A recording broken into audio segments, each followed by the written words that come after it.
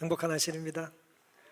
주님의 보혈 안에서 또 아래서 우리가 구원을 받았음을 기억하고 또 감사하며 주신 은혜를 마음껏 찬양하며 살게 되시기를 바랍니다.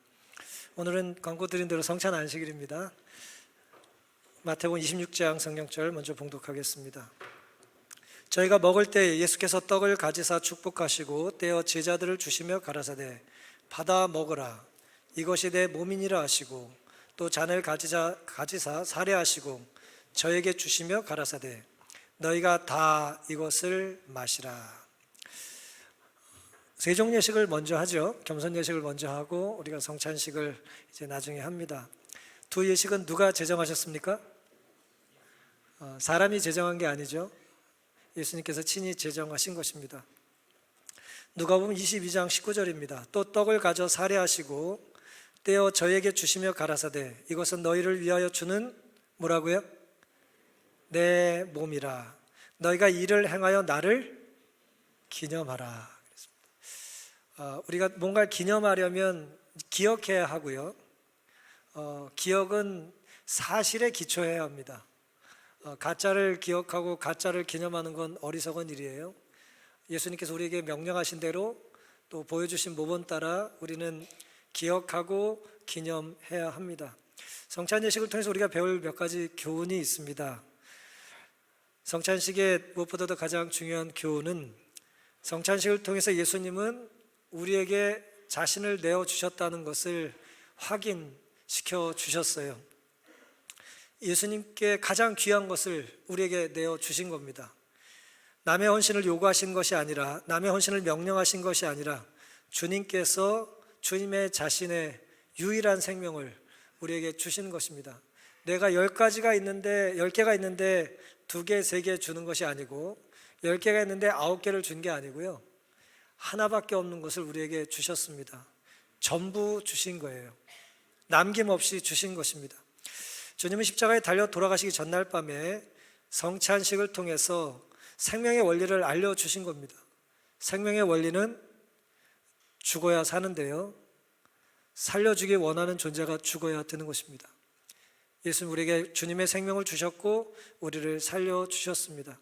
성찬의 떡과 포도즙은 주님의 살과 피, 즉 주님의 생명을 떼어주시고 또 온전히 부어주심을 의미합니다. 사랑은 자원하여 자기 희생을 감수합니다.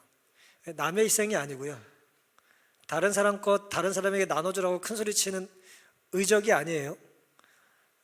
내 것을 전부 나눠주는 것입니다. 자신의 것이어야만 희생이 되는 것입니다.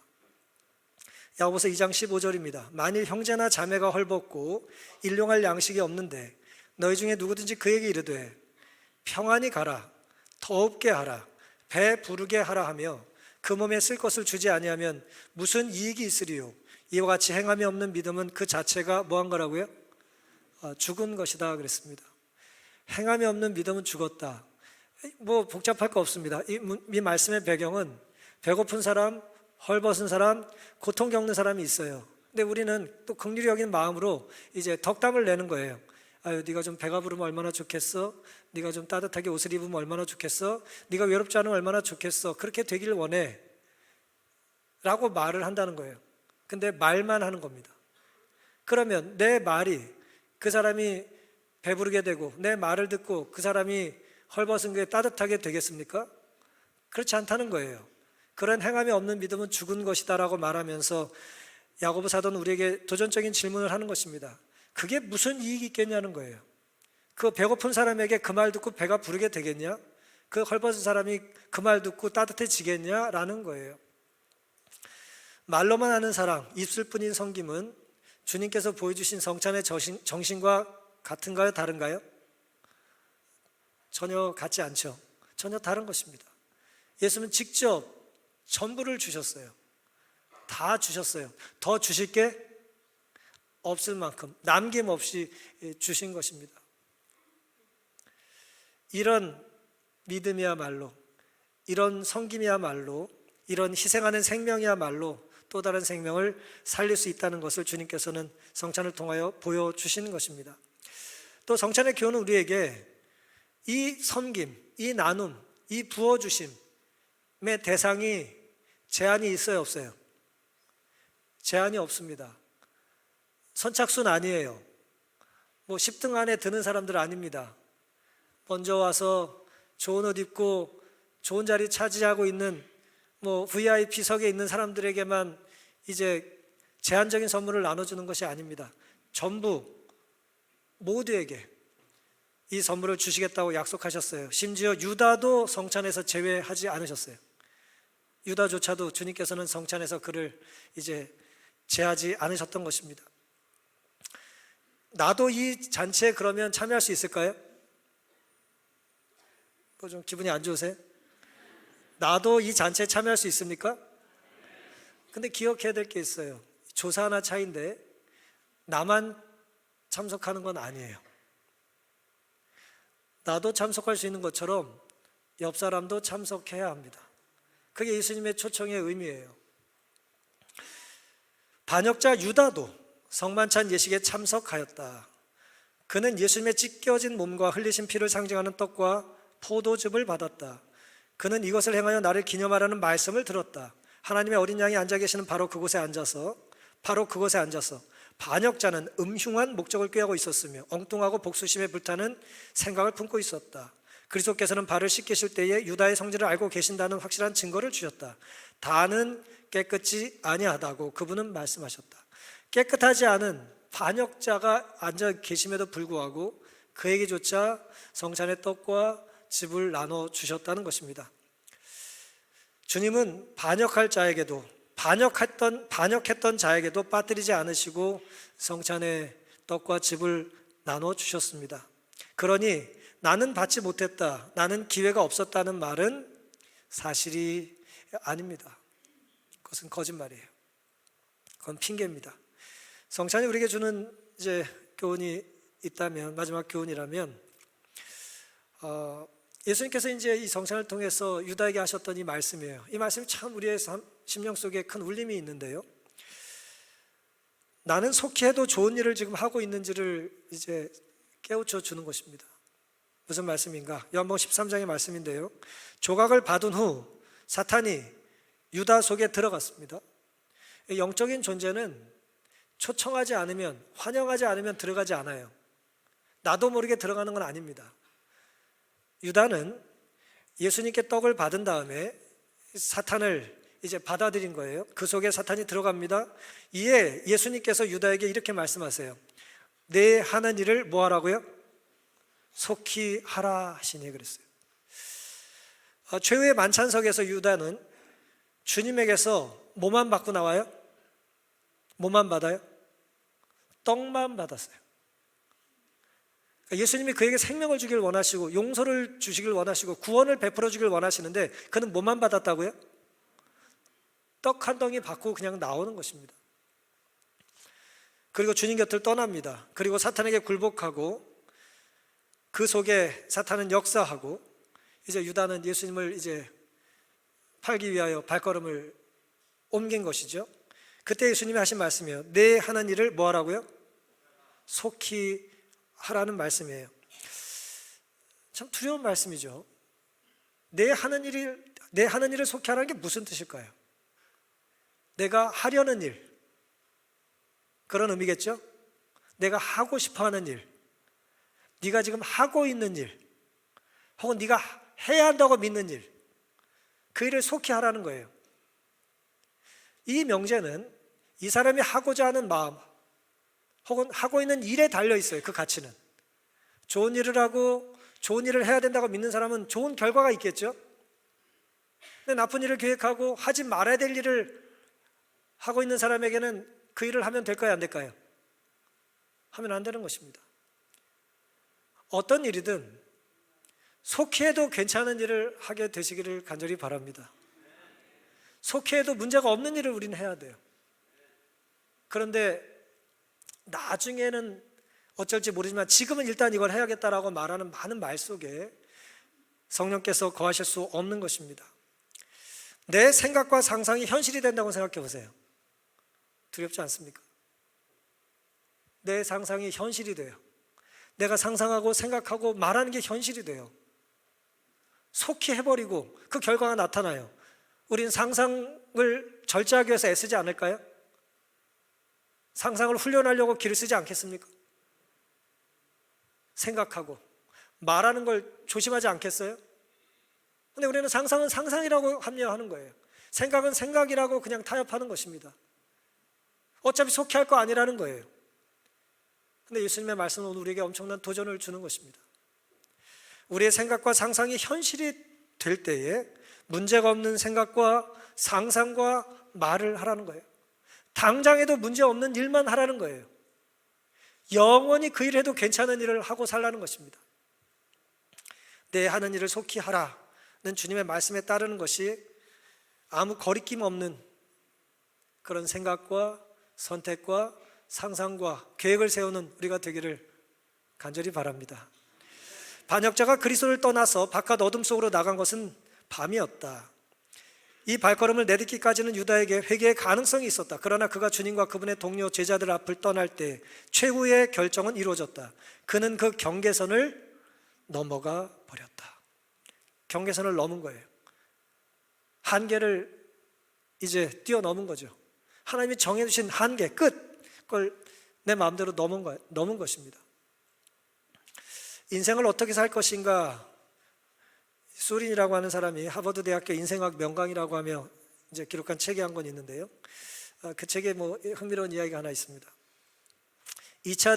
세계 2차 대전 중반에 이제 미군이 이제 전쟁에 가담을 하게 되잖아요.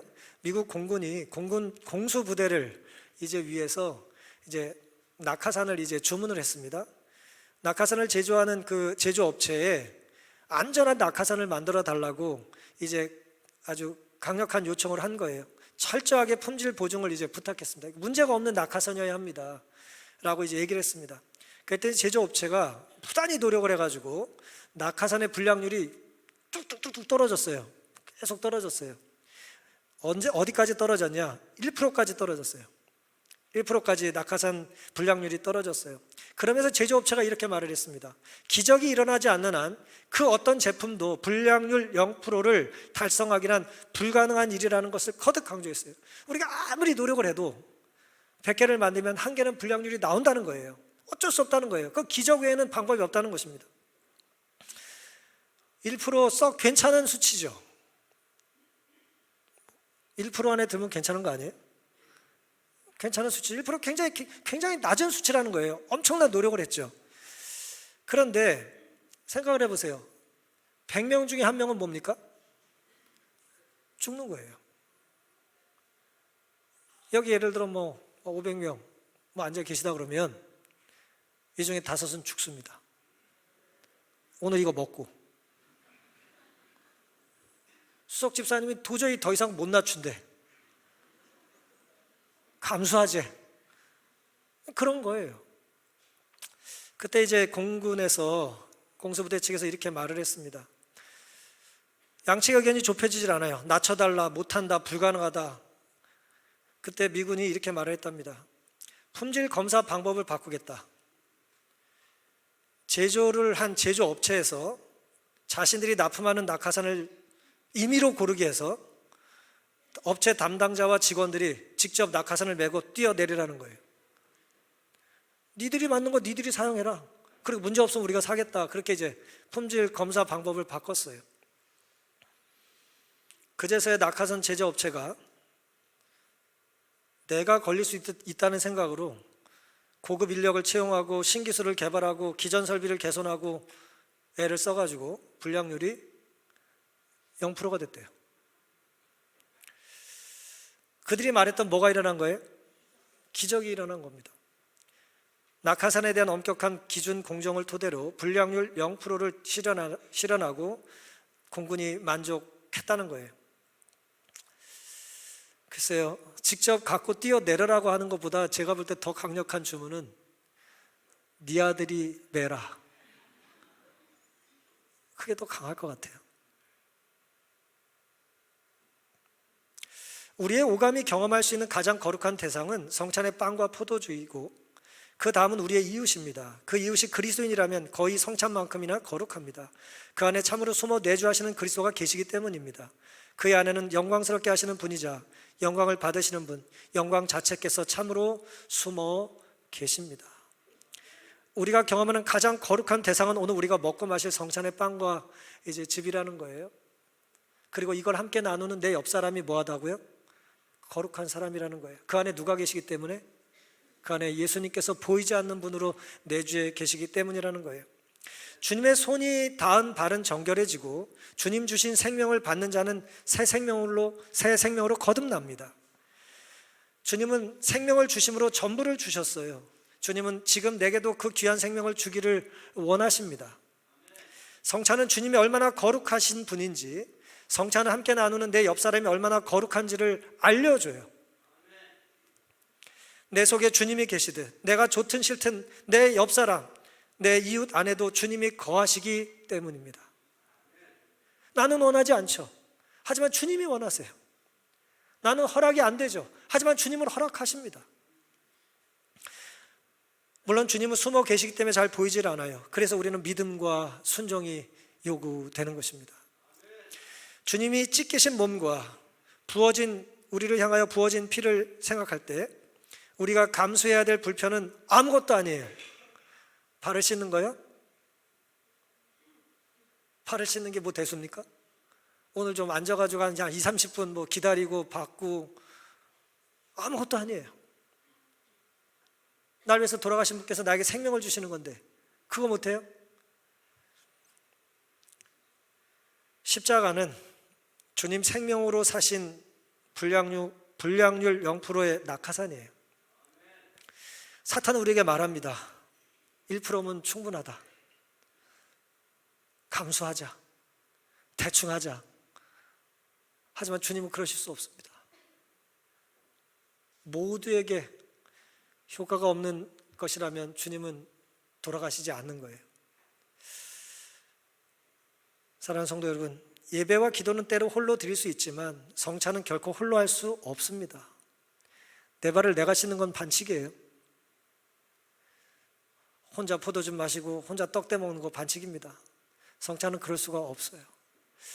온라인 예배 좋죠. 필요하면 해야 할 겁니다. 하지만 떨어져 가상의 공간에서 온라인으로 드리는 예배가 절대 채울 수 없는 것이 있다면 성찬이에요. 이건 그 자리에 함께 시간을 보내는 사람끼리 주고받는 예수 그리스도의 생명의 선물입니다. 그래서 우리는 함께 떡을 떼고 함께 포도즙을 나눠 마셔야 되는 것입니다. 성찬의 주인공은 우리 모두고요. 굳이 연령대를 나누자면 아이와 노인입니다. 무슨 의미냐? 섬김을 거절할 수 없는 무력한 사람들이 성찬의 주인공인 거예요. 섬김을 당하는 거예요. 내 발을 떼어주는 선택을 무력하게 하는 것입니다. 철저하게. 주님 주시는 걸 내가 무조건 받는 거예요. 주님 앞에 오늘 철저히 무력해지기를 다짐하는 이 시간 되기를 간절히 바랍니다. 주님은 오늘도 이 자리에 우리를 섬기시기 위해 계십니다. 주님의 이름으로 여러분 모두를 환영합니다. 주님의 성찬식으로 여러분을 초대합니다. 성찬을 시작하겠습니다.